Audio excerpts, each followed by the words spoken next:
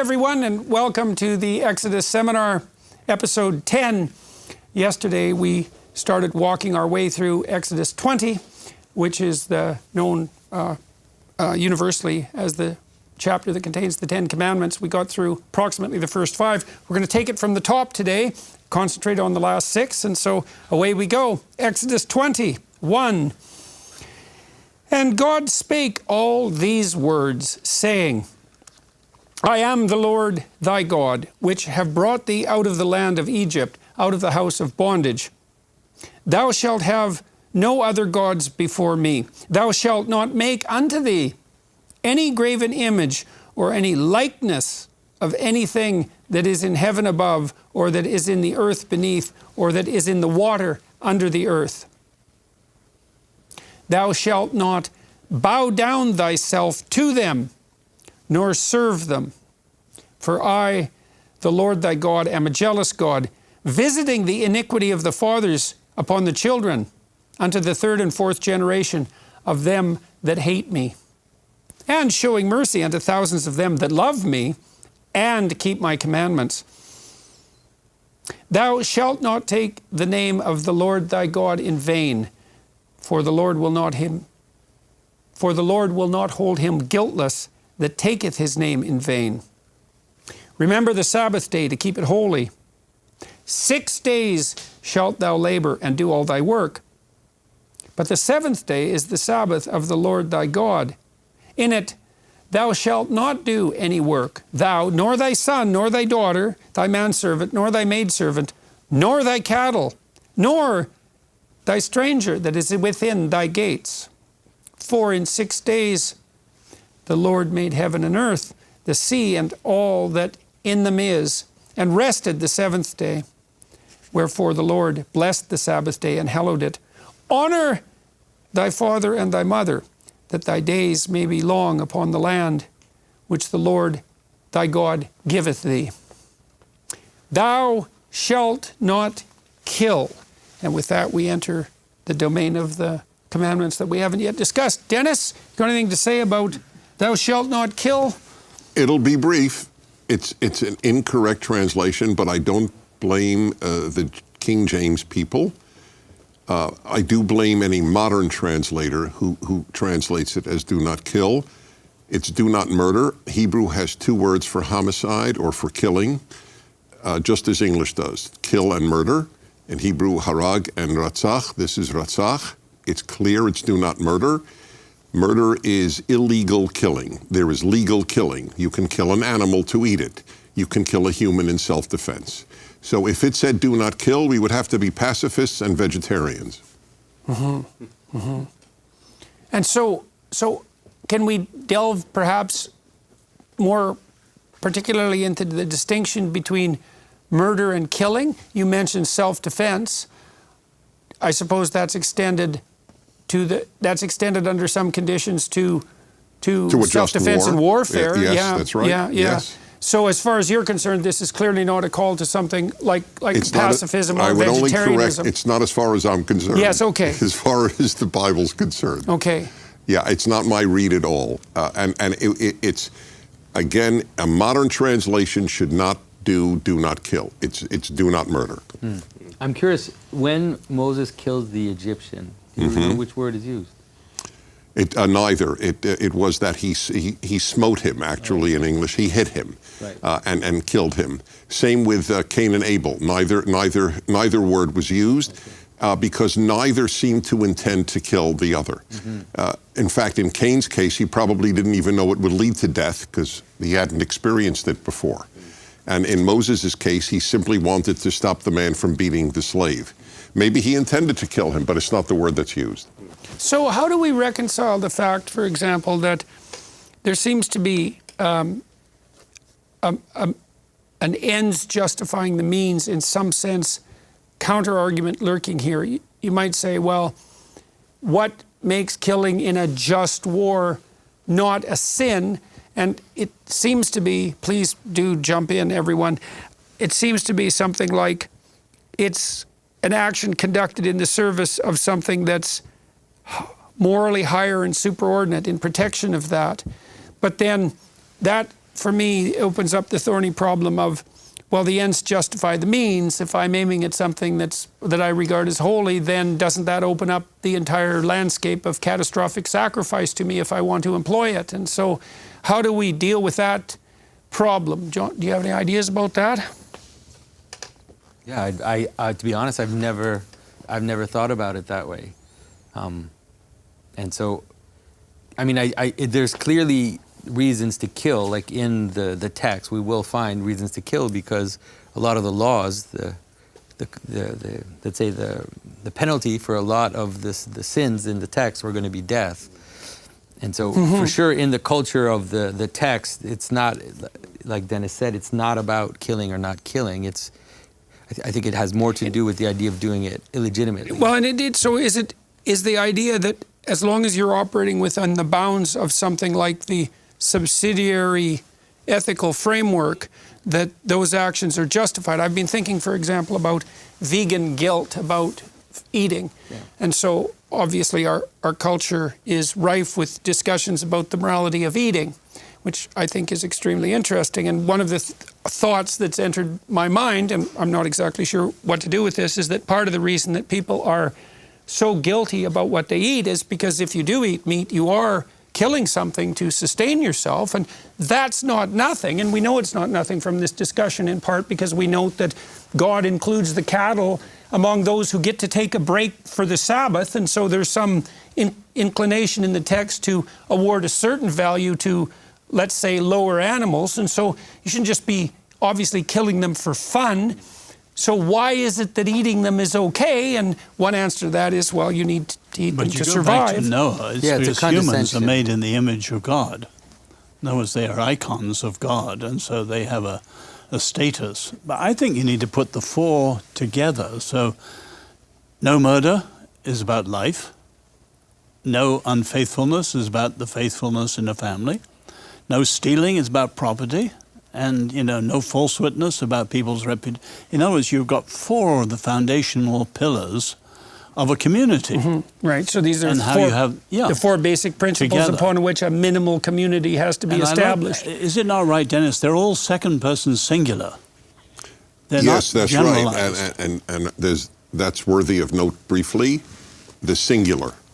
And also, you must feel commanded. Each of us, individually. And also, as I understand it, there are only two words.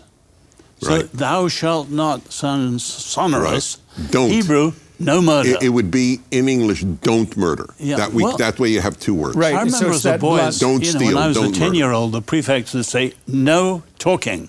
Right. That was it. Right. This is no murder. Right. No stealing. No adultery.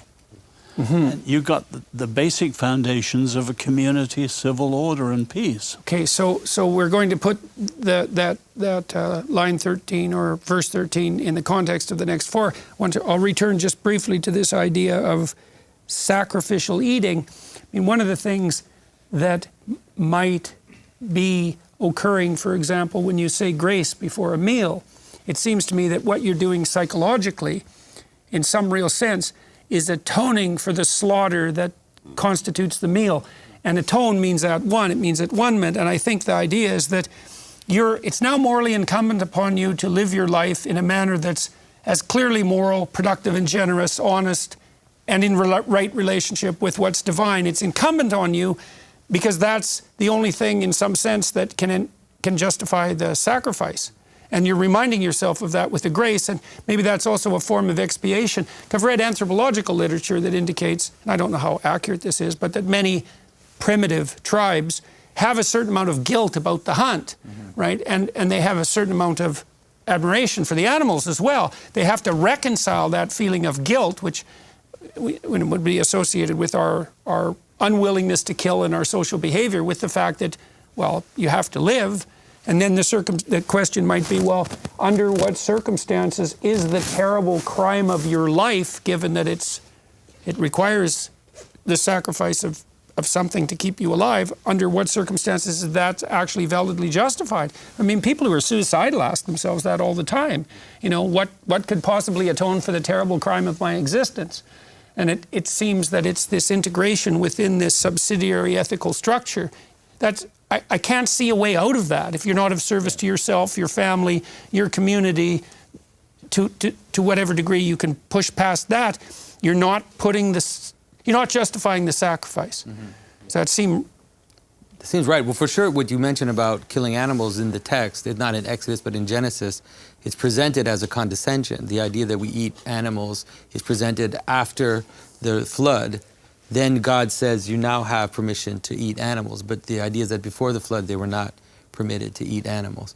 So there's a sense in which it's somehow part of the fall. It's okay, it's fine, it's not wrong, but it is a kind of condescension. And like an allowance. Yeah, like, something like that. So Dennis can tell us about the Jews, but the Greeks and the Christians, I think, view the moral bearing of an action as coming from inside the person. The virtue is in the doer, not the deed. And so Aristotle says a courageous act and every other kind of virtuous act is done for the sake of the beautiful. It matters why you do it. If you do it out of fear, it's not beautiful. And so, and that means that, and you know, the distinction between killing and murder, that's a distinction of intention. Is that the Jews? How are we doing here? So there is a phrase in the Talmud that'll blow your minds. I think I have it right, but I don't know if I have it word for word. Better to do something because God commanded it, do a good thing because God commanded it, than because you think it is a good thing. So intent, from what you just said, would not appear to be as critical. It is to God's judgment, but to human judgment, the amount of awful things done with good intentions would have blown Aristotle's mind. 100 million people died in the name of communism, which was theoretically filled with good intentions.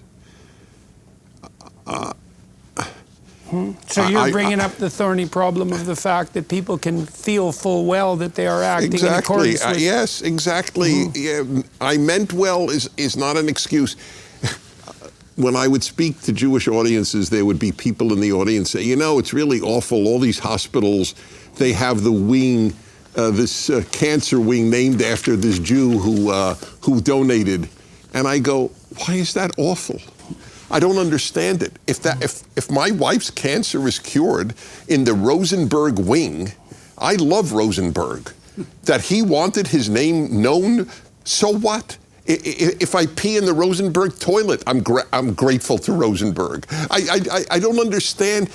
So is your point something like, because this is very complicated, because obviously one of the things we do when we interact with people on a day-to-day basis, and even judicially, is we do judge them on the basis of their intent. We're certainly more likely to let someone off the hook if we're convinced that they meant well than if we're convinced that they meant harm or malevolent harm. But your point is, well, so my point is, I don't know who means malevolent harm. Roy Baumeister, I'm sure you're familiar with. I had him on my show regularly. He said the people with the most self-confidence and high self-esteem were murderers in prison. Very few people wake up going, oh, I'm going to ruin somebody's life today. The Nazis thought they were doing good. The communists thought they were doing good. Everybody thinks they're doing good. I don't know anybody who wakes up and thinks I want to do evil. So therefore, I'm not an intentions man. Like that, but I get your point. I mean, I do think there are people who set out to do harm, and I think the kid who showed up to Columbine High School, for example, he clearly set up to do harm. Right. I think it's relative. We might be confusing levels, because I think what Oz was pointing to is very important, is that these rules are something like objectively the manner in which people bind together. That is, the idea of not stealing, it's not just a question of morality of just tapping your fingers because you did something wrong. It's like if you steal from people, then things will break down. You won't be able to be a people if these things happen in your community. Now, then if you take this, you take it away from the community, and now you apply it as a way of life, or as a code of life, then intention definitely does matter. Okay, Because if so- you're going so- to transform into something more, then you can do all kinds of things that look right on the outside, but that are ultimately corrupt. Okay, in terms of intention. so tell me if this is what you mean. So imagine that we could say there's a set of minimal principles by which a community has to operate, and maybe those are summarized to some degree in the Ten Commandments. You could think about that as an iterable game that's playable across time that unites people psychologically and socially. And then the excuse of intention would be, you'd say, well, to the best of my ability, I was trying to abide by these principles. And then people could judge whether or not you did that successfully and whether or not they believed you. But it wouldn't just be that I felt that my intent was good. It was that I felt my intent was in accordance with, well, then it would be with something like productive tradition. And that wouldn't excuse the communists, because the communists were revolutionary enough to say, we're just going to dispense with all that, and the pure intent of our will, of our rational will, is sufficient. The Nazis would have said exactly the same thing.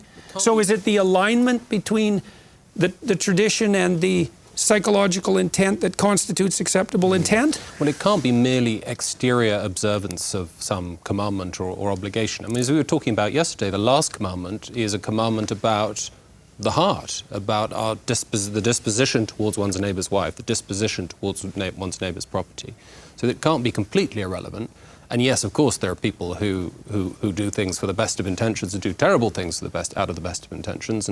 But there are objective ways in which a community can gather around and assess whether or not that intention was as the person claimed it to be. Mm-hmm. I mean, the just war, the doctrine of just war as it develops through Augustine and Aquinas interprets this commandment as permitting war where the higher good of relieving innocent suffering is contemplated. Mm-hmm. And of course, there'll always be, as it were, reasonably foreseeable consequences where trying to relieve innocent suffering will involve the killing of the innocent, even in a wartime situation. So, yes, I think we've got to think about the interior life and intention. It can't just be, we're not utilitarians, we're not consequentialists. We don't just measure a good act by the quality of its outcome, because we would get to a situation where evil men acting from evil intentions or accidentally doing good are to be praised, and we clearly don't want to go down that route. Mm-hmm.